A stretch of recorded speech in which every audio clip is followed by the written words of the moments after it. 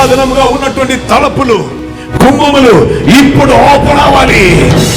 ఆమేన్.